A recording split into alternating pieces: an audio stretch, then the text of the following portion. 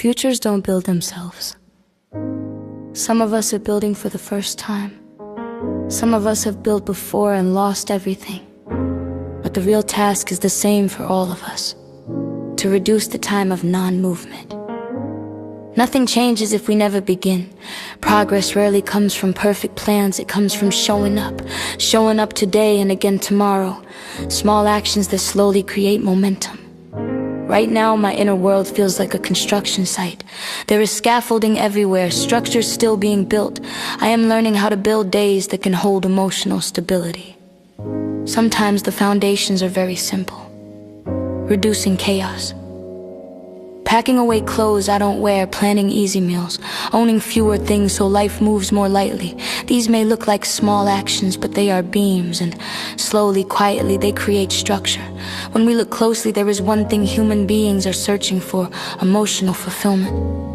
We don't always know what that looks like. The mind can lead us in strange directions for a while. Sometimes we chase things that promise meaning but leave us exhausted. But slowly, we learn. Working on my mind and my belief system has changed something important for me.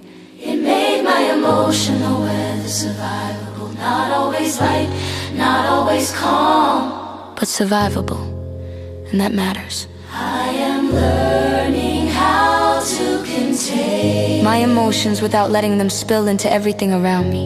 The past months have brought some heavy waves, but when I look honestly, many of those waves were stirred by the life I created. By the directions I chose, the patterns I followed, the pressure I placed on myself. So the task now is simple, even if it is not easy. Move slowly in a different direction, build differently, choose differently. And keep placing small beams where stability is needed. Thresholds may bring deep pressure and transformation. Your core identity can be shaken to the root. The things that once defined you may begin to fall away.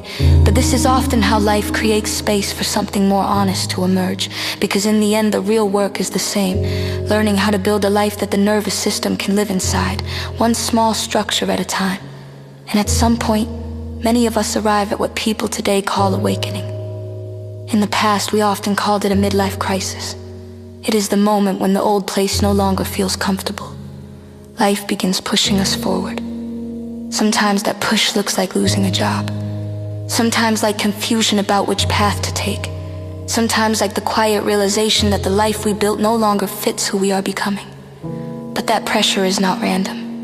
It is life shaking the old foundations loose, so that we can move closer to the path we are meant to walk. Human beings have always crossed these thresholds. The difference today is that we talk about them more openly. But while we are inside them, thresholds rarely feel graceful. Most of the time they feel like chaos, like things are falling apart.